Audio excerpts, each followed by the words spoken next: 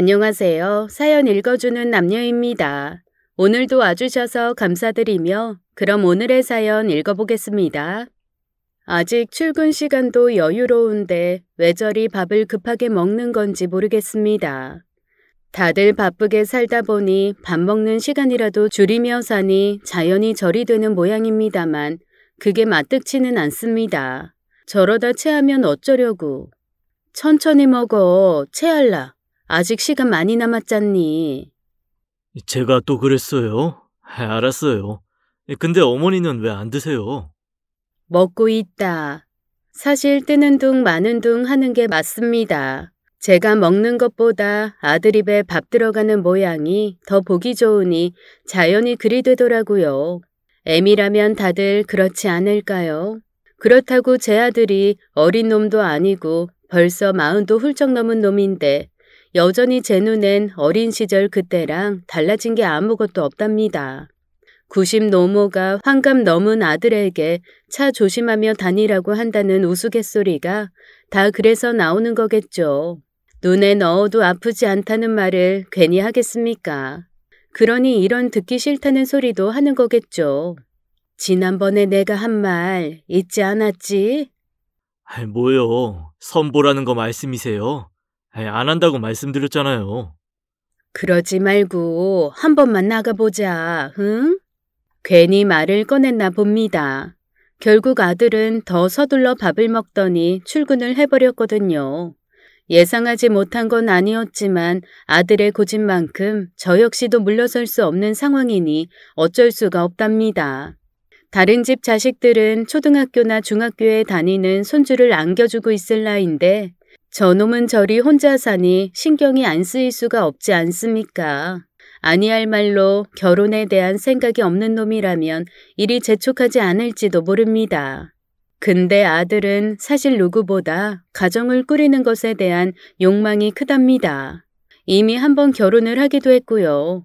물론 그 결혼의 끝이 너무 참혹하긴 했지만 아들은 그런 결혼마저도 어떻게든 유지해보려고 용을 썼던 아이였습니다. 그 생각을 하니 또 미안하고 울적하고 그러네요.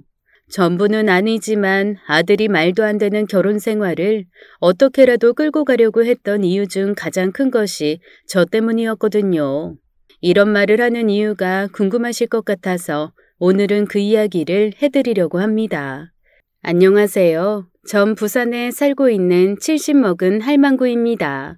지금은 아들과 둘이 바다가 보이는 아파트에서 살고 있어요. 남편은 한참 전에 세상을 떠났고 덕분에 아들과 둘이서 적적하게 살고 있습니다. 아들 역시 남편이 세상을 떠날 무렵 이혼을 하는 통에 남겨진 저희 두 모자가 이렇게 아웅다웅 하면서 살고 있어요. 어미는 사별에 아들은 이혼으로 인해 홀로 남겨진 두 사람이 같이 사는 모양새가 왠지 처량하다 싶으실 수도 있겠지만 그래도 행복하다고 생각하며 사는 중입니다. 최소한 그전 상황에 비춰본다면 행복한 게 맞고요. 그 과정에서 저나 아들이 엄청나게 마음고생을 하긴 했습니다. 그래도 괜찮아요. 비온 뒤에 땅이 더 굳는다고 하지 않습니까? 저희 모자가 딱 그랬어요. 물론 그전에도 사이가 나빴던 건 아니지만 그래도 지금은 훨씬 더 좋아진 게 맞거든요. 이젠 서로를 온전하게 믿고 의지하는 모자가 되었으니 말입니다. 조금 눈치채신 분도 있겠지만 아들은 제 친아들이 아닙니다. 제가 재혼을 하게 되면서 처음으로 만나게 된 남편의 아들, 그러니까 재혼을 하면서 얻게 된 아들이었죠. 그때 아들이 9살이었답니다. 당연히 제가 친모가 아니란 걸 알라이죠. 고마운 건 그랬음에도 아들은 저를 특별히 밀어내거나 이유 없이 심술을 부리는 놈이 아니었다는 겁니다. 사실 걱정을 많이 했거든요. 제가 한 번에 결혼 생활을 하긴 했지만 자식을 낳지 못하고 3년 만에 이혼을 해서 아이 양육에 대한 경험이 없어서 더 그랬을 거예요. 게다가 친자식도 아니니 더 그랬죠. 무엇보다 재혼 자식들이 이유 없이 엇나가거나 반항을 하는 경우가 적지 않다는 얘기를 주변에서 많이 들어서 더 무서웠던 게 사실이에요. 근데 다 부질없는 말이었어요. 아들은 그리 살갑거나 곰살맞은 성격은 아니었지만 그렇다고 제가 계모란 이유로 적대시하거나 반항하는 그런 놈도 아니었거든요. 천성 자체가 유하고 어진 아이였어요. 그러니 제게도 언제나 공손한 태도를 유지했답니다. 그게 제게 마음을 다 열었다는 의미는 아니지만 그래도 사람들이 볼 때 크게 문제가 없어 보이는 사이였던 건 분명해요. 제가 노력한 것에 비하면 만족스러운 정도는 아니었지만요. 다른 건 몰라도 제가 아들한테는 진짜 최선을 다했어요. 계모가 아니라 친엄마라 생각하고 살았다는 뜻입니다. 계모들이 재혼 자식의 마음을 얻기 위해 너무 오냐오냐 하는 것도 하지 않았을 정도로 전 진짜 제가 친엄마겠거니 하면서 살았어요. 혼낼 상황이라면 혼을 냈고 칭찬하고 감쌀 상황에서는 그렇게 했어요. 친엄마라면 했을 그런 일들을 했다는 뜻입니다. 그렇게 자연스럽게 모자로서의 관계를 구축해 나갔어요. 아무리 그래도 하늘이 맺어준 사이는 아니니 조금은 어색한 부분이 없진 않았겠죠. 그 어색함을 날려버린 일이 아들이 군대 시절에 일어났습니다. 당시 최전방 부대로 갔던 아들이 훈련 도중에 크게 다치는 일이 생겼어요. 다리가 부러진 거였는데 상황이 많이 심각했죠. 의사 말로는 복합 골절이 심해서 자칫 잘못하면 영구적인 손상을 입을 수도 있댔으니까요. 다행히 치료가 잘 돼서 그런 일은 일어나지 않았어요. 지금도 아들이 가끔 그런 말을 해요. 그때 제가 아니었다면 지금 자기가 다리를 절고 있었을 수도 있다고요. 말이 안 되는 소리죠. 제가 의사도 아니고 간호사도 아닌데요. 모든 건 그분들이 힘써주셔서 얻은 결과임에도 아들이 그런 말을 하는 건 제가 당시 하던 일을 내팽개치고 전적으로 아들 간호에 매달려서일 거예요. 주변 사람들이 놀랄 정도로 헌신적으로 간호를 했거든요. 지금은 아들 출근 후 할 일 없이 바닷가 산책이나 하는 게 전부인 할망구지만 제가 남편 죽기 전까지는 어엿한 유치원 원장이었답니다. 아들이 다쳤을 때도 그 일을 하고 있었고요. 근데 제가 아들이 다쳤다는 소식을 듣자마자 일도 내팽개치고 아들한테 달려갔어요. 당연한 거였습니다. 아들이 다쳤다는데 그것도 병신이 될지도 모를 만큼 다쳤는데 한가롭게 일손이나 잡고 있을 엄마가 어디겠어요. 따지고 보면 운이 좋았죠. 군인이 다치면 보통은 군인병원에 들어가는데 아들은 민간병원에서 치료를 받을 수 있었답니다. 아무래도 상태가 심각하기도 했고 아들이 저녁을 얼마 남겨두지 않은 시점이어서 그러기도 했나 보더라고요. 저야 뭘 아나요. 가능한 건지는 모르겠지만 아들이 군인병원에 있었다 해도 어떻게든 찾아갔을 겁니다. 그만큼 전 아들에 대한 애정이 깊었으니까요. 이러니 저러니 해도 당시 아들을 15년 가까이 키운 때였어요. 아들은 몰라도 저는 아들이 제 친자식이라고 생각했으니 그럴 수밖에 없었죠.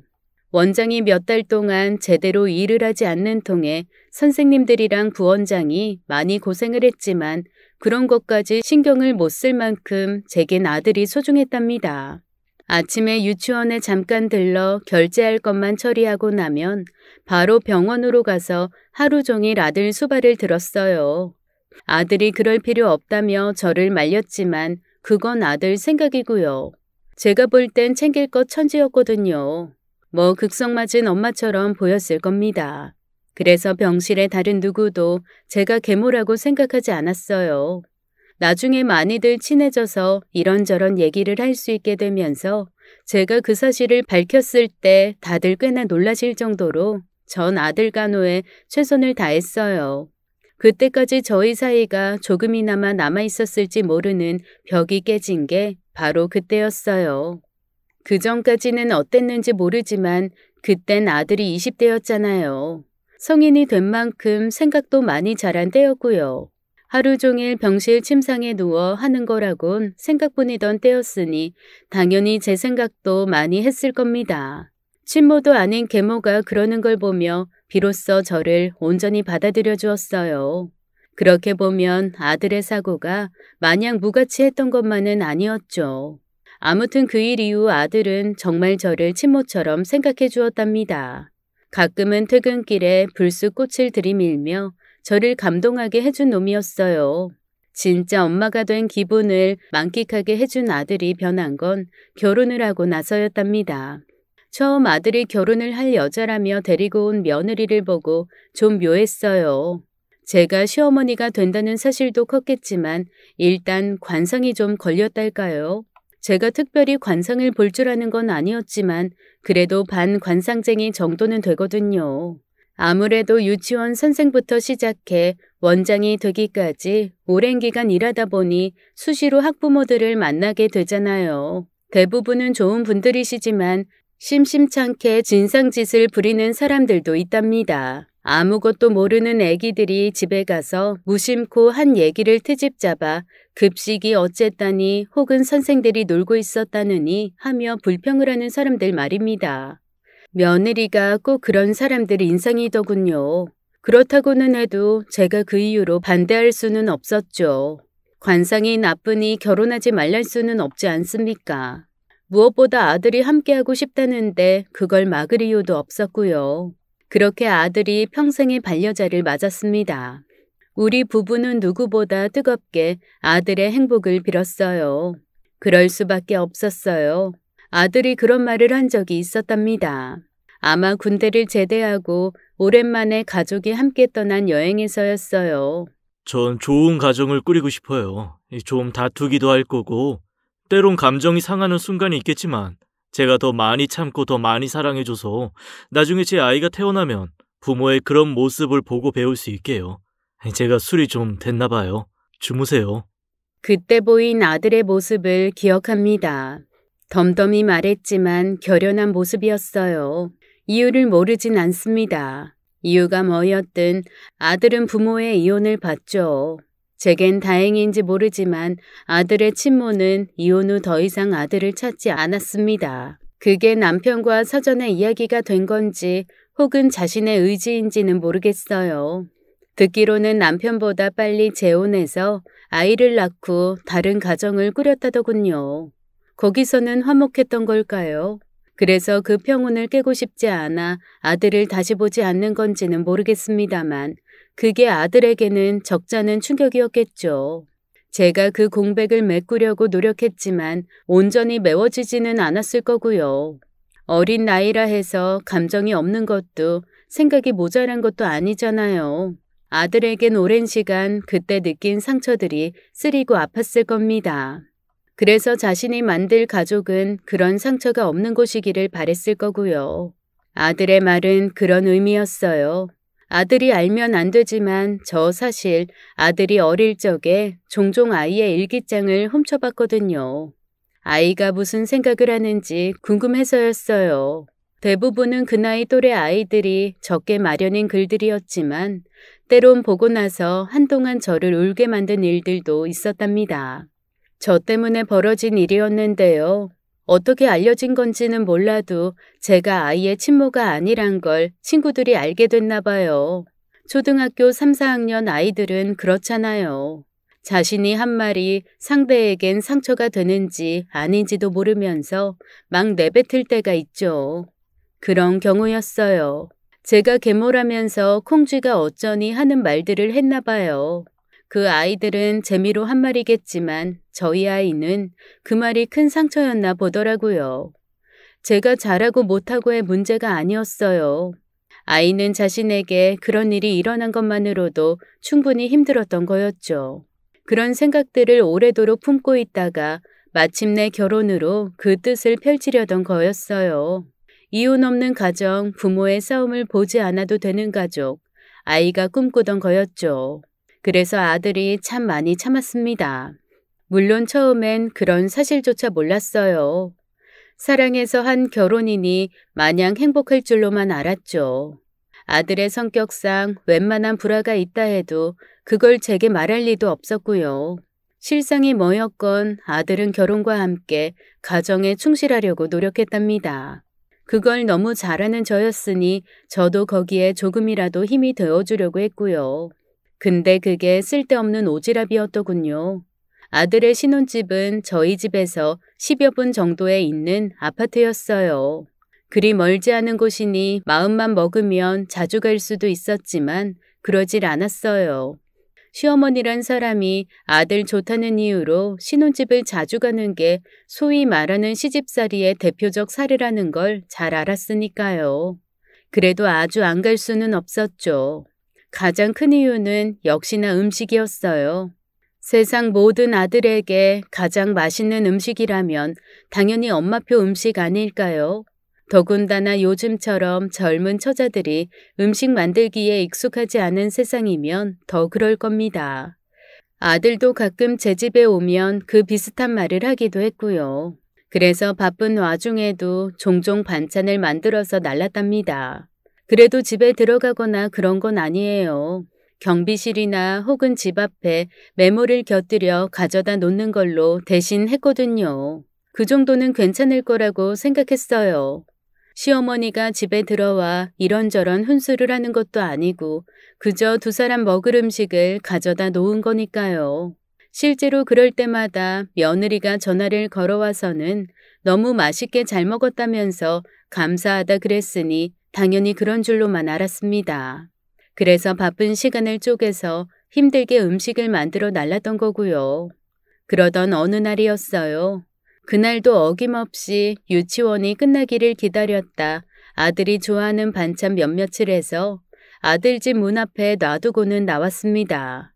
가을볕이 참 좋은 날이었어요.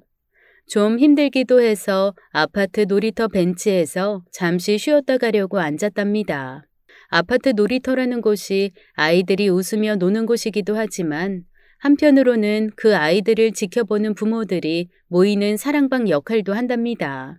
제 바로 옆 벤치에 모여 앉은 여자 서너시 한창 이야기를 하고 있는 게 그 증거였죠. 굳이 그 여자들의 이야기를 들으려는 건 아니었지만 바로 곁이다 보니 안 들릴 수가 없잖아요. 게다가 주제가 시어머니 성토였으니 갓 시어머니가 된 저로서도 솔깃할 수밖에 없기도 했어요. 근데 이야기가 좀 이상하더라고요. 요 앞에 새로 생긴 반찬 가게 말이야.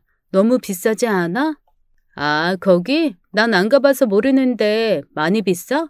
말도 마. 나물 몇 젓가락 담아두고 3,000원이야. 하기도 귀찮고 시간도 없어서 사 먹기는 하는데 좀 그래. 그 맘 알지. 자기 802호 윤주 씨랑 모르지? 우린 그 가게에서 공짜로 가져오는데. 하하. 귀가 번쩍 뜨이더라고요. 802호면 우리 아들 집이거든요. 같은 동 아파트인데다 이름이 며느리 이름이었으니 분명히 아들 집 이야기였어요. 802호? 거기가 가게야? 그냥 일반 가정이잖아. 부업으로 하는 건가? 근데 공짜로 가져다 먹는다는 건 또 무슨 소리야? 설마 그럴까? 그건 아니고 그 집 시어머니가 툭하면 반찬을 가져다 주시나 봐. 일주일에 한 번, 3일에 한 번꼴로 그런데. 근데 윤주 씨가 그 반찬 싫다고 나랑 402호, 301호 여송이네한테 다 나눠주거든. 그 할 맛이 시간이 차고 넘치나 봐. 그러니 매번 그렇게 갖다 주지. 근데 반찬 맛있어. 지난번 장조림은 한우인지 고기도 부드럽고. 내가 그래서 반찬 가게를 안 가. 생각했으면 윤주 씨 소개해 줄까? 친하게 지내면 자기한테도 반찬 막 나눠줄걸? 하하. 자기는 안 먹고 다 나눠준다고? 그냥 조금 나눠주는 게 아니고? 자긴 싫대. 자기 음식 못하는 거 비꼬는 것 같은 기분이라나? 뭐 그럴 수도 있지. 아직 신혼이니까. 나라면 넙죽 절하겠다. 우리 시어머니는 왜 반찬도 안 해준대? 머리가 띵해지더라고요. 매번 맛있게 먹었다면서 전화를 해왔는데 실제로는 그게 아니었더군요. 처음엔 괘씸하다가 생각해보니 그조차도 간섭하던 게 아니었나 싶더라고요. 제 입장에서야 지들 편하라고 한 거지만 받아들이는 며느리는 그게 아닐 수도 있다는 생각도 들었고요. 한껏 코가 빠져서 집으로 돌아왔답니다. 시무룩한 표정으로 남편의 밥상을 차리자니 남편이 뭔가 이상한 듯한 말을 건네대요. 아이, 무슨 일 있어? 표정이 왜 그 모양이야? 왜 또 진상 학부모랑 한바탕 하기라도 했어? 설마, 그냥 좀 안 좋은 일이 있어서. 뭔데? 아니, 무슨 일인데 그렇게 처져 있는 거야? 남편이 다시 묻지만 않았어도 그냥 넘어갔을 텐데 계속 관심을 보여주니 그냥 하소연하듯 이야기를 하게 됐어요. 그렇다고 그게 며느리를 탓하려는 의도는 아니었어요. 그냥 요즘 애들이랑 생각이 다른 걸 이야기한다는 식이었으니까요. 근데 남편 생각은 달랐나 보더라고요. 이야기를 듣던 남편이 막 화를 내는 것 있죠. 아니, 진짜 그런 일이 있었다고? 아니, 새아가가 그런 거 맞아? 목소리가 커진 남편을 보니 그제야 뭔가 일이 잘못됐음을 알겠대요. 남편이 굉장히 다혈질이거든요. 한번 화가 나면 물불 안 가리는 그런 스타일 말이에요. 부랴부랴 진화에 나섰지만 이미 늦었답니다. 너 어디냐? 집이지? 지금 당장 뛰어와. 새아가도 같이. 아니, 무슨 일이냐고? 아니, 와서 이야기 들으면 알 거 아니야? 오기나 해. 씩씩거리는 남편을 본 아들과 며느리가 금세 움츠러들었답니다. 너 알고 있었냐? 제게 들은 이야기를 전한 남편이 아들을 다그치더군요. 아무래도 며느리한테 직접 그러기는 쉽지 않았을 테니까요. 아니요, 그런 건. 당신 아버지 말이 사실이야? 아니에요. 제가 어머니가 힘들게 해준 걸 왜요. 가끔 저희 집에 와서 먹어본 친구들이 맛있다 그러면 조금 싸주기는 했지만 아들은 전혀 몰랐다는 표정이었어요. 며느리는 가끔 소량의 반찬을 선물한 적이 있다는 투로 변명했고요. 근데 다들 알았습니다. 아들의 표정과 며느리의 말투에서 느껴지는 다급함을 보면 제가 들은 게 맞았을 거예요. 근데 그걸로 더 크게 일을 만들 이유가 없었죠. 남편도 그럴 요량이었을 거고요. 일종의 경고였죠. 한 번은 넘어가겠지만 다시는 그러지 말라는 경고 말입니다. 그렇게 아들 내외가 떠나갔어요. 쓸데없이 아들을 부른 일로 남편을 탓했죠.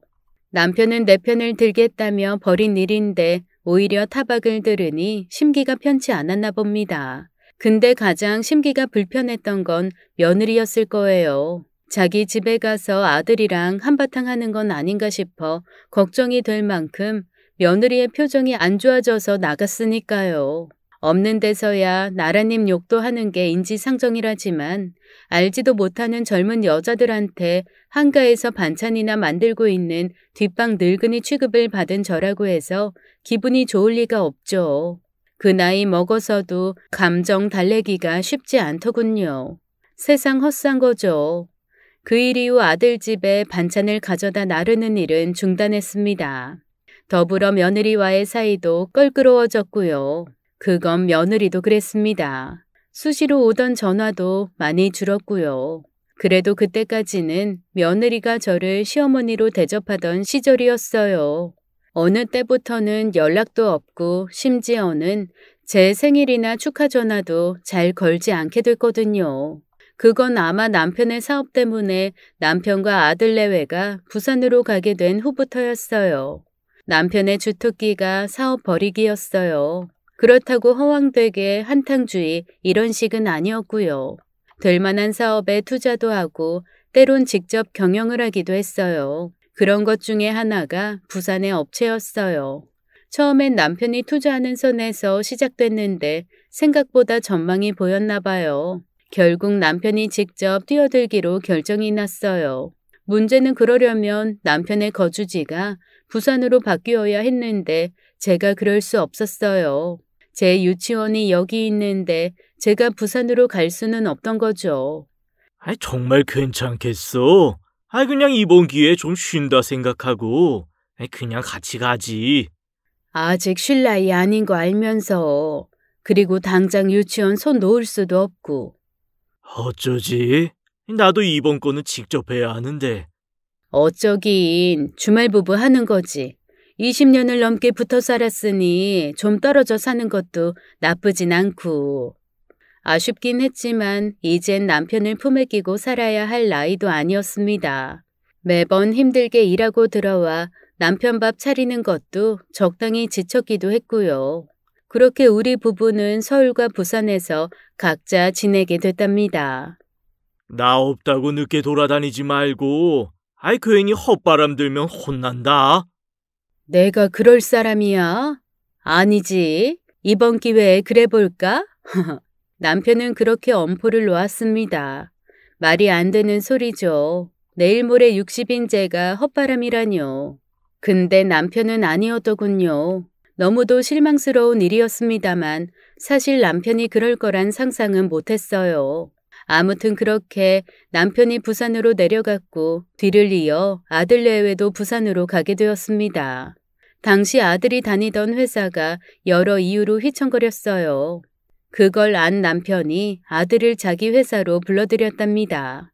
남편으로선 회사에 믿을 만한 사람이 생기는 일이었고 무엇보다 언젠가는 아들에게 회사를 물려주고 싶은 마음도 있었으니 일종의 경영 수업을 겸해 아들을 불러들인 거였어요. 고민 끝에 아들이 부산으로 가기로 했답니다. 아버지도 안 계시고 저도 없는데 괜찮으시겠어요? 아이고, 누가 보면 내가 네 자식인 줄 알겠다. 당연히 괜찮지. 그러는 너야말로 연고도 없는 곳으로 가는 건데 새아기는 괜찮다디? 네, 집사람이야 뭐. 아무튼 종종 올라와서 뵐게요. 항상 건강 조심하시고 가끔씩 부산에도 오세요. 서운하긴 해도 어쩝니까? 다 아들을 위해서 내린 결정인데요. 근데 며느리가 그리 선뜻 부산으로 따라간 건 아니었을 겁니다. 서울 토박이인 며느리는 서울에서 사는 게 가장 좋다는 아이였으니까요. 근데 생각외로 며느리가 부산에 잘 적응하는 눈치더라고요. 한동안 대면대면 하던 남편과의 사이도 회복된 듯 보였고요. 시간이 약이라는 말이 괜히 있는 게 아니더라고요. 처음엔 부산이 싫다는 식으로 이야기하던 모양이었는데요. 한 3년 지나자 서울 못 오겠다는 식으로 이야기하곤 했답니다. 아들과 남편이 미주알 고주알 다 말하는 사람들은 아니었지만 그래도 이야기를 하다 보면 조금씩 알게 되니까요. 좋은 일이죠. 물론 세 사람한테만요. 저는 아니었어요. 서울에서 부산이 3시간이면 간다며 종종 볼 거라던 남편의 말은 공수표였어요. 처음엔 그래도 한 달에 2번은 보며 살았는데 2년 정도 흐르니 진짜 명절에나 볼 수 있는 지경이 됐거든요. 그나마 전화 통화를 하긴 했지만 그렇게 되자 기분이 좀 이상해지더라고요. 게다가 더 안 좋았던 건 며느리와의 관계였어요.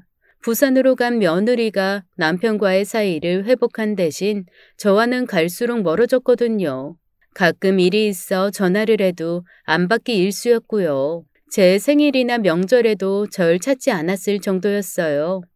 너무 서운한데 그걸로 타박을 주면 더 사이가 나빠질까봐 그러지도 못했어요. 사실 며느리를 못 보는 건 참을 수 있었어요. 근데 아들을 못 보는 건 정말 괴로웠어요. 친아들은 아니지만 제겐 친아들이나 다를 바 없는 아이였으니까요. 조금씩 생각이 많아졌어요. 어차피 모든 문제는 제가 남편과 떨어져 살면서부터 생긴 문제였죠. 그 말은 제가 남편과 함께 살게 되면 해결될 수 있다는 뜻이었죠. 제 평생을 바친 유치원 때문에 잠시 포기했지만 그게 가족보다 소중할 수는 없었어요. 사실 전 죽을 때까지 유치원을 운영할 생각이었답니다. 그래서 남편을 따라 내려가지 않은 거였죠. 근데 그 때문에 가족과의 관계가 위협받는 것을 보니 그 생각이 흔들릴 수밖에 없었어요. 그래도 쉽게 결정을 내릴 수는 없었어요. 여기까지 오기까지 갖은 고생을 다했으니 쉬이 놓기가 힘들었던 거죠. 하루 저녁에도 생각이 오가니 남편의 생각이 듣고 싶어졌어요. 저 솔직히 남편이 좋아할 거라고 생각했어요. 저보고 처음부터 같이 가자던 사람이었으니까요. 나야 좋지만 당신 말대로 유치원 일 놓기가 아쉽지 않을까? 조금 더 생각해봐. 그리고 어쩌면 내가 이제 그만둘 수도 있고 진영이가 이젠 제법 일태가 나. 어차피 진영이 물려줄 거였으니 그걸 조금 앞당긴다고 해도 이상하지도 않고. 그러니까 너무 성급하게 결론 내리지 말고 여유를 갖고 생각해보자. 의외였어요. 전 그게 저를 생각해서 하는 말이라고 생각했어요. 제가 유치원에 얼마나 애정이 큰지 남편은 잘 알고 있었으니까요. 근데 그게 아니었던 거죠. 참 바보 같았어요. 꼭 남편의 말이 아니더라도 성급히 판단을 내릴 문제가 아닌 건 분명했어요. 어쩌면 제가 가족들을 자주 못 보는 데서 오는 일종의 우울감에 시달리는 건 아닐까 싶더라고요. 그렇다면 일단은 가족을 보는 게 필요했죠. 말도 없이 부산으로 향했답니다. 미리 연락하지 않고요. 깜짝 놀래켜줄 생각이었어요. 오랜만에 가족들을 볼 생각에 얼마나 설렜는지 몰라요. 그렇게 기차에서 내려 남편 집으로 가서 벨을 눌렀습니다. 근데 남편이 없더라고요. 정확히는 남편이 그 집에서 살지 않았답니다. 너무 이상했어요. 남편이 이사를 간다는 말을 하지 않았거든요. 바로 전화를 했죠. 근데 전화를 안 받지 뭐예요? 서너 번 해도 안 받는 걸 봐서는 급한 일을 하나 싶었어요. 그래서 바로 택시를 타고 아들 집으로 갔어요. 사실 남편보다는 아들이 더 보고 싶었거든요. 아직 아들이 집에 오기는 이른 시간이었지만 그렇다고 회사로 찾아갈 수는 없는 일이었죠. 아들은 없어도 며느리는 있을 테니까요. 부쩍 서먹해진 사이긴 해도 그렇다고 못 볼 사이도 아니었죠. 근데 며느리 역시 집에 없더라고요. 전화를 할까 하다 모처럼 부산에 왔으니 아들 사는 곳 근처도 둘러보자 싶어 아파트 주변을 맴돌았어요. 그러다 아들 오는 시간에 맞춰 들어갈 생각이었죠. 부산은 서울과 많이 다른 느낌이더라고요. 보이는 풍경도 그랬고 사람들의 말투 역시 제가 들어온 것과는 달랐으니까요. 그렇게 시간을 보낼 쯤이었어요. 멀리서 며느리가 오는 걸 봤답니다. 반가운 마음에 인사를 하러 달려갔어요. 근데 며느리 혼자 오는 게 아니대요. 뭐랄까 좀 경박한 느낌이 나는 40대 여자였어요. 아가야, 너 이제 오니? 어머니가 여긴 어쩐 일로? 생각지도 않게 저를 만나니 며느리가 놀라는 것도 당연했죠. 근데 놀란 건 며느리뿐만이 아니었답니다. 며느리가 팔짱을 끼고 있던 그 여자 역시 놀라했거든요. 그러고 보니 두 사람이 참 다정해 보이더군요. 팔짱을 끼고 이야기를 하던 모습이 증거였죠. 아무래도 많이 가까운 사이 같았습니다. 그렇게 됐다. 옆에 분은 잘 아는 분이세요. 같이 밥 먹고 오는 길이라. 그렇구나. 안녕하세요. 저 이 아이 시어미 됩니다. 예. 윤주야, 나 먼저 갈게. 그럼 잘 쉬다 가세요. 아닙니다. 저 때문에 괜히. 괜찮으시면 차 한잔 하고 가세요. 아닙니다. 여자가 황급히 떠나더군요. 그 덕에 며느리와 단둘이 남았고요. 오랜만에 봐서인지 참 서먹서먹했답니다. 그간 연락도 잘 안 한 게 괘씸했지만 그런 내색을 할 수도 없었죠. 안 그래도 시어머니 유세한다는 이유로 서먹해진 건데 거기다 불을 지필 수야 없으니까요. 제가 며느리와 사이가 안 좋으면 힘들어지는 건 아들인 걸 뻔히 아니 마음에 안 들어도 참고 또 참을 밖에요. 근데 아무리 곱게 봐주려고 해도 쉽지가 않더군요. 연락도 없이 어쩐 일이세요? 제 마음이 삐뚤어진 거였을까요? 며느리가 제가 온 걸 못마땅해 하는 눈치를 단박에 알 수 있었습니다. 그러니 제 말인들 고왔을까요? 내가 못 올 때 온 것도 아니고 그리고 오랜만에 봤으면 반가워야 해야 하지 않니? 안 반갑다기보다는 놀라서 그렇죠. 그리고 아무리 아들 집이라고 해도 오기 전에 연락하는 건 예의라고 생각해요. 기가 차더군요. 딱히 틀린 말은 아니지만 그래도 시어머니한테 하는 말치고는 너무 가시가 돋친 어투였답니다. 연락을 하면 받긴 하고 너 지난 내 생일에 전화 한 통이라도 했니? 좀 바빠서요. 전화야 진영 씨가 했을 거고. 안 그래야 했는데 계속 삐딱하게 나오니 저 역시도 그러게 되대요. 조금이라도 더 나이 먹은 제가 참아야 했는데 그게 안 되었습니다. 다 제가 부족한 거였죠. 진영이가 전화하면 너는 안 해도 되는 거니? 네 말대로 예의란 게 있잖니? 며느리가 돼서 시어머니 생일에 전화 한 통 하는 게 예의 아니니? 어머니는 무슨 말씀을 그렇게 하세요? 그럼 어머니는 저한테 예의 차리셨어요? 진짜 막 나가자는 투였습니다. 바로 그때 아들이 오지 않았다면 진짜 시어머니와 며느리 사이에 제대로 전쟁이 일어났을지도 몰랐습니다. 어머니! 일을 끝마치고 집에 들어오던 아들이 저를 보며 놀라대요. 며느리가 놀란 것과는 또 다른 형태의 놀라움이었습니다. 연락도 없이 어떻게 잘 오셨어요? 그간 잘 지내셨죠? 아들의 얼굴에 서린 웃음을 보니 방금 전 제가 화낸 것도 까맣게 잊었답니다. 그래, 일이 많이 힘드니? 얼굴이 왜 그 모양이야? 그냥 상투적인 말이었습니다. 세상 모든 어미가 오랜만에 자식을 보면 왠지 안 되어 보이는 느낌이 들잖아요. 그래서 그런 말을 한 건데 그걸로 시비를 걸어올 줄은 몰랐습니다. 어머니, 무슨 말씀이세요? 제가 진영 씨 먹을 것도 안 챙긴다는 말씀이세요? 생각지도 못한 며느리의 말에 잠시 어안이 벙벙해졌습니다.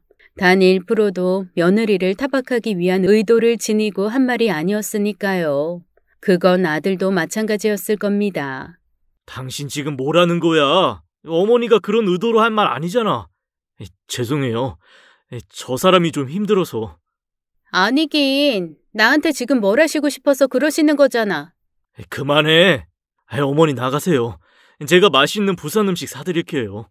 진짜 뭐라고 하고 싶었습니다. 어쩜 저렇게 막 나가는 건지 이해할 수 없을 정도였거든요. 그런데 아들의 표정을 보니 그럴 수가 없었습니다.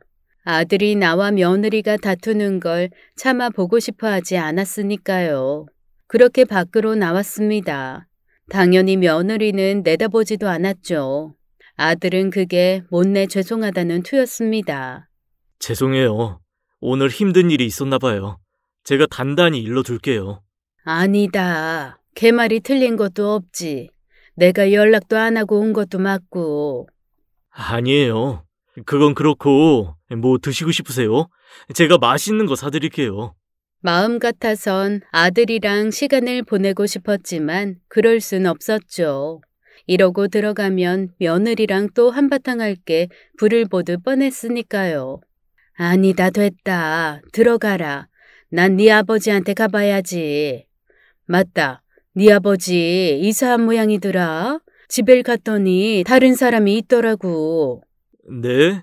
이사하라니요. 아버지가 이사했다고요? 저 몰랐어요. 매일 회사에서 보는데 그런 말씀 없으셨는데. 아들도 모르더군요. 갈수록 이상했습니다. 아버지와 아들이 말 잘 안 하는 거야 누구나 아는 일이지만 그래도 이사하는 정도는 말 안 할 리가 없는데 말입니다. 잠깐만요. 제가 전화해 볼게요. 안 그래도 전화했는데 안 받더라. 무슨 바쁜 일 있나 보지. 집사람은 알 거예요. 요새 아버지랑 시간 보낸 적도 많고. 그건 좀 신기했어요. 아들보다 며느리랑 더 시간을 보낸다는 게. 아무튼 아들이 며느리에게 남편의 새 집 주소를 물어보고 나서 얼마 후 바로 남편에게서 전화가 걸려왔답니다. 이 사람아, 오면 온다고 하지. 기다려. 내 당장 갈게. 더 이야기하고 싶었지만 그거야 오면 물어볼 일이고 지금 당장은 아들을 돌려보내야 했어요. 아버지 금방 오신다니 넌 들어가라. 들어가서 새아가랑 다투지 말고. 다투긴요. 걱정 마세요. 죄송해요. 죄송하긴 뭐가 죄송해. 연락도 없이 온 애미 잘못인걸. 알았지? 새아기랑 다투지 마. 얼른 들어가. 그런다고 들어갈까요? 결국 남편이 저를 데리러 와서야 아들이 집으로 향했답니다. 들어가는 아들의 축 처진 어깨를 보는데 마음이 너무 안 좋았어요. 도대체 어떻게 사는 건지 걱정이 안 될 수가 없더라고요. 나중에 안 거지만 아들이 정말 노력을 많이 했더라고요. 며느리가 얼토당토 않은 일로 아들에게 소홀했음에도 아들은 자기 말대로 가정을 지키기 위해 참고 또 참기만 했으니까요. 그게 또 제 맘을 아프게 했답니다. 그러나 그때는 그런 생각을 못했어요. 아이고, 장여사, 오랜만이네. 진짜 그러네. 당신이 안 오니 그런 거잖아. 그리고 참, 이사를 했으면 말을 해야지. 그것도 모르고 엄한 집 간 거잖아. 진영이도 모르더라. 왜 말을 안 해? 말한다는 게 깜빡했어. 아이, 그리고 당신한테도 말 안 한 건 말이지. 남편 말대로 살던 집의 전세가 끝났대요. 다른 곳에 집을 알아보고 있긴 한데 딱히 마음에 드는 곳이 없어서 당분간 호텔에서 지내고 있다더라고요.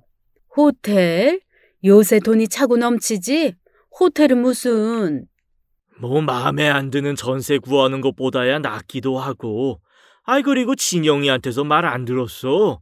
요새 나 잘 나가. 돈도 잘 벌고. 그깟 호텔 얼마나 한다고. 알고 있었습니다. 섬처럼 고립된 생활을 하는 저지만 오직 한 명, 아들만은 수시로 저와 소통하고 있었어요. 남편 말대로 남편 회사는 기대 이상의 성공을 거두고 있었습니다. 덕분에 눈코 뜰 새 없이 바빠졌고 그런 이유로 서울에 잘 오지도 못했거든요. 남편이 돈을 잘 벌고 있다는 증거는 또 있었습니다. 하긴 얼마나 잘 벌었으면 며느리 차를 다 사줬을까? 그것도 외제차라며? 마누라 차나 좀 바꿔주지. 당신이야 걸어서 출근하는데 무슨 차가 필요해? 아, 왜? 차 바꾸고 싶어? 아이, 말만 해. 벤츠로 뽑아줄까? 일이 잘 되어서인지는 몰라도 남편이 그렇게 밝을 수가 없더군요. 좋은 일이죠. 그러고 보니 옷차림도 부쩍 젊어졌더군요. 그 옷은 또 뭐야? 뭐 잘 보일 사람이라도 있어? 예끼 이 사람아. 아이, 잘 보일 사람이 어딨어. 그냥 나이 드니 젊게 입고 싶어지더라고. 아, 왜 이상해? 그런 건 아니고. 암튼 빨리 집 구해. 호텔에 돈 퍼붓지 말고. 알았어. 아이, 가자. 맛있는 거 먹어야지. 누가 그 아비의 그 아들 아니랄까봐. 그래, 먹어보자. 부산엔 얼마나 맛있는 게 많길래 그러는 건지 직접 확인해 봐야지. 간만에 남편이랑 데이트를 하는 기분이었어요. 맛있는 회에 술, 그리고 알딸딸하게 취해서 호텔에서 자기까지 하니 마치 예전 연애 시절을 떠올리게 할 정도였습니다. 행복하대요. 그럴수록 더욱 살림을 합쳐야 하는 생각이 커졌습니다. 그런데 그럴 수가 없었어요. 그로부터 반년가량 지나 제가 생각을 거의 굳힐 무렵이었어요. 말도 안 되는 소식을 들어야만 했답니다. 진영아, 정말이니? 정말 그래? 잔뜩 굳은 표정의 아들이 고개를 숙였습니다. 남편 역시 침통한 표정이었고요. 네, 이미 많이 퍼져서 수술조차 힘드시대요. 그래도 방법을 찾아봐야죠. 너무 행복하다 싶었습니다. 남편의 몸에서, 정확히는 남편의 대장에서 커다란 암덩어리가 발견되었어요. 아들 말로는 대장은 물론이고 다른 장기로까지 전이된 상태였다는 거였어요. 흔히 말하는 말기암이었습니다. 이미 손쓸 수 없는 지경이었고요. 의사들이 6개월을 넘기기 힘들다고 할 정도로 암이 몸 여기저기에 퍼져 있었어요. 다른 병원 가보자. 오진일 수도 있잖아. 그럴 거지? 이미 가봤어. 결과는 똑같더라고. 미안해. 당신이 왜 미안해? 나을 거야. 내가 그렇게 만들 거라고. 악에 받쳐 소리를 지를 수밖에 없었습니다. 어떻게 찾은 행복이고 어떻게 만든 가족인데요. 그러나 그건 그야말로 바라기였습니다. 세계적인 의학기술을 지닌 대한민국 의사들이 손을 들 수밖에 없을 정도로 남편의 몸은 회복 불가능할 지경이었으니까요. 그날 이후 전 남편을 데리고 안 가본 데가 없었습니다. 의사들이 손을 들었다고 손 놓고 있을 제가 아니었어요. 허무맹랑한 소리인 줄 알지만 어디선가 암 환자를 낳게 했다는 소식만 들으면 바로 몸을 움직였거든요. 사실 남편을 데리고 가는 게 바람직한 건 아니었습니다. 하루가 다르게 급속도로 쇠약해져가는 남편이 차를 타고 움직이는 것만으로도 엄청나게 괴로운 일이었으니까요. 그러나 남편은 그 모든 괴로움을 다 참아냈습니다. 저한테 너무 미안해서였죠. 미안해. 내가 당신한테 할 말이 없어. 이런 놈을 뭐가 예쁘다고? 당신이 예뻐서 그러는 거 아니야. 당신 한 짓 생각하면 당장 내치고 싶지만 그러면 내가 힘들 것 같아서 그래. 다 나 때문에 그러는 거야. 내가 당신 살리려고 발악했다는 걸 보여줘야 내가 당신한테 한마디라도 더 할 것 같아서. 그래. 무슨 소리를 해도 괜찮아. 들어도 싸지. 그래도 고마워. 진심으로. 생각해보면 내 인생에서 가장 큰 복이 당신을 만난 거야. 이건 진심이야. 진짜로 미웠지만 또 그만큼 사랑한 사람이었어요. 그래서 더 기를 쓰고 매달렸지만 모든 게 다 헛된 일이었어요. 남편은 제 손을 잡은 채 세상을 떠났습니다.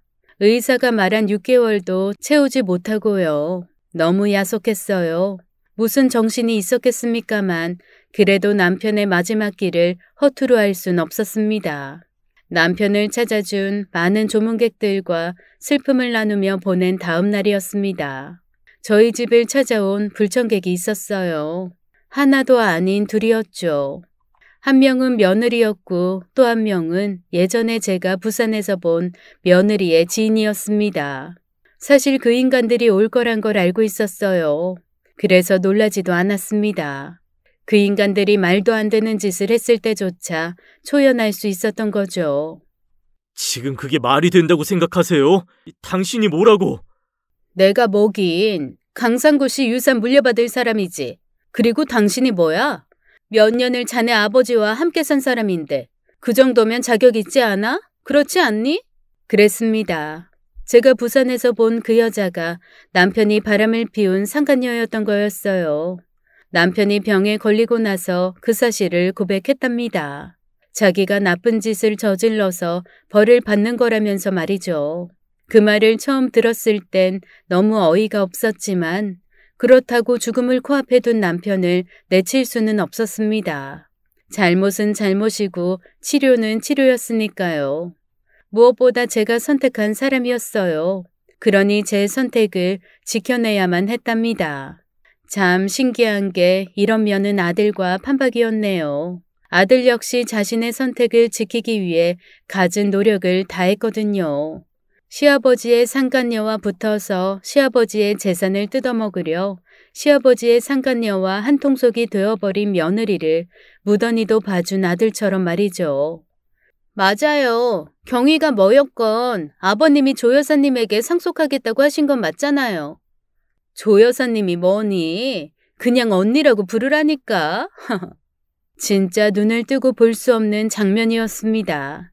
그 여자가 재산 뜯어먹겠다면서 꽃뱀질하는 거야 그럴 수도 있다지만 어떻게 며느리라는 애가 거기에 동참을 할 수가 있었을까요? 두 사람이 절이 된 걸 설명하자면 긴데 대충 알게 된 사연은 이랬습니다. 며느리가 우연히 시아버지의 외도 장면을 목격했답니다. 그 일로 따지니 남편이 일을 무마시킨다며 며느리에게 외제차를 안긴 거고요. 며느리는 그걸 받고 사실을 함구한 것도 모자라 그 여자를 만나 관계를 쌓기까지 했답니다. 저를 시어머니라고 생각했다면 그런 일이 가능했을 리가 없죠. 아무튼 그렇게 만난 두 사람이 너무 짝짝꿍이 잘 맞았답니다. 유유상종이었던 거죠. 참 기가 차죠. 저도 저지만 자신의 아내가 그런 짓을 벌이는 걸 보는 아들 심정이 어땠을까 생각하니 너무 분하고 화가 났답니다. 그러나 그런 감정과는 별개로 그것들 손에는 남편이 직접 써준 유언장이 있었던 건 맞았답니다. 보시면 아시겠지만 아버님이 직접 작성하신 거예요. 부산에 있는 아파트와 회사 지분 10%, 그리고 정말 남편이 써준 거였어요. 그 많은 재산을 그 여자한테 준다고 되어 있더군요. 며느리가 하는 걸로 봐선 그 여자가 받는 돈의 일부는 며느리한테 넘어갈 듯 싶었고요. 한심했습니다. 겨우 그 돈 얼마 때문에 가족을 배신한다는 사실이. 맞네요. 아버지가 써주신 거. 맞다니까. 그 양반이 직접 나랑 예합해서 쓴 거야. 그치? 네, 맞아요. 저도 직접 봤어요. 그게 맞다면 당연히 드려야죠. 아버지 유언인데. 근데 궁금해서 그래. 당신은 왜 이러는 거야? 어떻게 아버지 불륜을 보고도 그러냐고. 가족이면 당연히 화를 냈어야지. 나한테 알리고 어머니한테 알려서 혼쭐을 내게 했어야 하는 거 아니냐고. 그럴까도 했는데 아버님이 선택하신 거잖아. 어차피 사람 마음은 변하는 거고. 그래서 당신 어머니랑 이혼하고 저분이랑 재혼하신 건데 뭐. 한 번 한 재혼 두 번 하지 말란 법도 없고. 뭐 저분? 너 지금 어머니한테 저분이라고 한 거야? 어차피 당신 친어머니도 아니잖아. 이젠 연도 끊어진 사이인데 시어머니라고 할 이유도 없고. 정말 기가 찬다. 내가 그동안 당신 하는 게 예뻐서 봐줬다고 생각하는 모양인데. 왜 그래? 내가 틀린 말 한 것도 아니고. 어차피 친엄마도 아니니 이젠 우리도 자유롭게 살면 되잖아. 저런 생각을 하고 있는 줄도 몰랐습니다. 며느리는 처음부터 제가 아들의 친모가 아니니 딱히 시어머니라고 여기지도 않은 모양이었어요. 그러니 그렇게 행동을 한 거였겠죠. 안타깝더군요. 한편으로는 마음이 아프기도 했고요. 그래도 아들만큼은 아니었을 겁니다. 아들은 자신이 그토록 지키고 싶었던 가정을 스스로 깨트려야 했으니까요. 당신이 그간 자유롭지 않은 적이 있었어? 그래, 그게 당신이 원한 거라면 당신 소원대로 해줘야지. 이젠 연을 끊어야 하는 게 맞는 것 같아. 그치? 굳이 연을 이어가야 할 이유가 뭐야? 어차피 저 사람도 적지 않은 유산 받았으니 자기 목적은 이룬 거고. 앞으로 우리만 잘 살면 되지. 그지 여보? 우리? 누가 우리야? 자기, 왜 그래? 달라진 아들의 표정에 며느리가 적잖이 당황을 하더군요. 그럴 수밖에 없죠. 남편의 불륜녀한테 받기로 한 돈이 얼만지는 몰라도 그게 아들이 물려받을 유산만큼은 아닐 테니까요. 며느리한테 아들은 시아버지의 재산 거의 전부를 물려받을 최대의 물지였으니 그런 아들의 심기를 거슬리면 안 되는 거였습니다. 그렇게 생각하니 참으로 며느리가 어리석다고 여겨졌어요. 아니할 말로 아들만 잘 잡고 있어도 그 많은 재산을 다 공유할 수 있었는데 말입니다. 이거 받아. 이게 뭔데? 서류를 펼쳐본 며느리의 안색이 새파랗게 질렸답니다. 이혼 서류? 당신 왜 그래? 왜 그러긴. 연을 끊자면서. 그래서 주는 거야. 연을 끊을 사람은 내가 아니라 저 여자잖아. 닥쳐. 어디서 감히 저 여자란 말을 해. 저분은 내 엄마야. 세상에 무슨 수로 엄마와 자식의 연을 끊을 수가 있어? 아들의 말에 며느리가 사시나무 떨듯 떨었답니다. 근데 떤 건 며느리만 그런 게 아니었어요. 저 역시 막 떨렸거든요. 아들이 저를 엄마라고 불렀기 때문입니다. 아들은 언제나 저를 어머니라고 불렀어요. 성격이 그랬기 때문이기도 하지만 아무래도 그건 친엄마와 저를 구분짓는 방법이 아니었나 생각해요. 근데 그런 아들이 저를 엄마라고 불렀다는 건 절 진정한 부모라고 생각한다는 뜻이니까요. 제 맘대로 해석했다셔도 상관없어요. 제가 느끼는 게 중요한 거니까요. 재산이든 뭐든 다 필요 없었어요. 저한테 중요한 건 아들이었으니까요. 아들이 진심으로 저를 생각하는 것만으로도 전 아무 불만이 없었어요. 근데 며느리는 아니었겠죠. 그러니 저렇게 비는 거였을 테고요. 내가 잘못했어. 나 이제부터 진짜 잘할게. 그러니 제발. 늦어도 너무 늦었었지요. 아들은 자기의 결정을 돌리지 않았으니까요. 옆에서 그걸 지켜보고 있던 불륜녀도 좀 놀라는가 싶었지만 곧 며느리 편을 들대요. 그만해. 보면 모르겠니? 참 독하네. 그 재산 지키겠다고 마누라를 내쳐? 이래서 남자는 믿을 게 못 돼. 내가 말했지? 믿을 건 돈뿐이라고. 그래도 이 돈은 챙겼잖아. 난 약속 지켜. 이거 30%는 분명히 너 줄게. 그러니 그만 빌어. 너도 네 남편 마음에 안 들었잖아. 유유상종이라더니 딱 그랬습니다. 아무리 빌어도 안 될 거란 걸 알았을 거예요. 그래도 살아온 세월이 있으니 아들을 모르진 않았을 거고요. 막상 포기하니 이제 막 나가자 싶어지는 모양이더군요. 참나, 그깟 돈 몇 푼에 먹으리 유세를 떠는 건지. 그래, 이혼해. 대신에 위자료 줄 각오하고. 위자료? 네가 한 게 뭐 있다고. 네가 한 걸로 보면 위자료를 내놓아야 할 건 내가 아니라 너야. 뭐라고? 뭐 그건 법정 가서 확인하면 되겠지. 일단 이 돈부터 내놔. 아버지의 유언장을 들고 휘휘 내젓는 며느리와 불륜녀를 보던 아들의 얼굴에 웃음이 피어났습니다. 왜 웃어? 돈 주려니 속이 쓰려? 그래도 이건 약속이니 어쩔 수 없지. 그러게, 내가 왜 웃는 걸까? 이것 때문일까? 아들이 두 여자에게 서류를 내밀었습니다. 뭔가 싶어 보던 여자들이 의아한 표정을 짓더군요. 보고도 모르겠어. 그럼 내가 설명해 줄게. 여기 아버지가 준다고 한 것들 말이야. 그게 아버지 재산이면 줄 수 있지. 당신 거니까 처분도 당신 생각대로 하실 수가 있는 거야. 근데 말이지, 그게 아버지 재산이 아니면? 도대체 무슨 말을 하는 거야? 아버님 재산인데 왜 아니라고 해?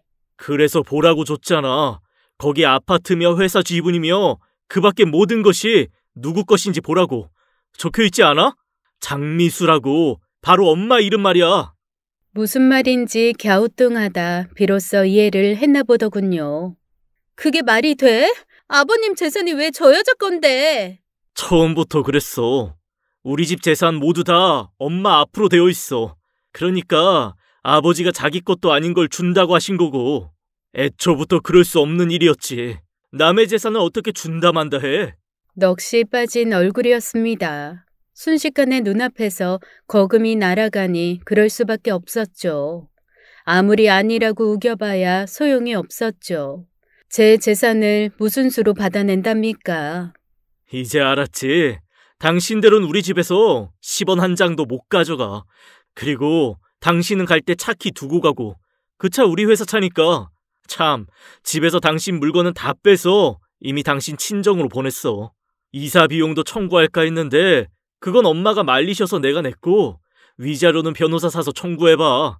변호사 살 돈이나 있는지 모르겠지만 말이야.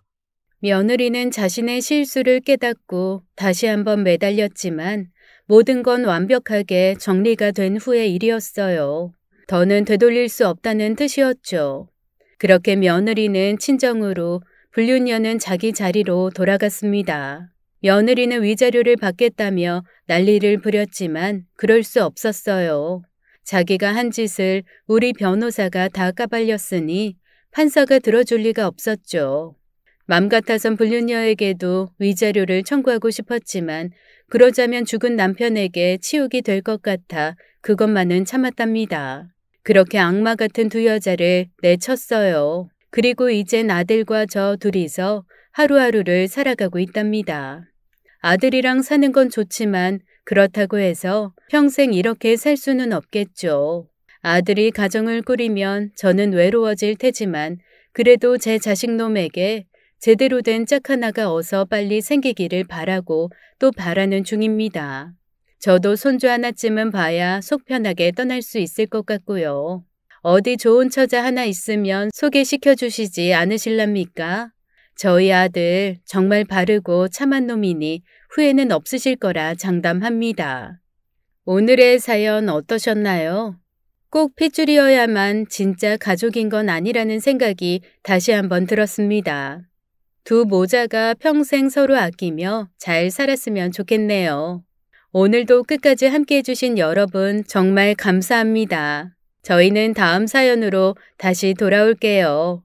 추워진 날씨에 건강 유의하시길 바라겠습니다. 감사합니다.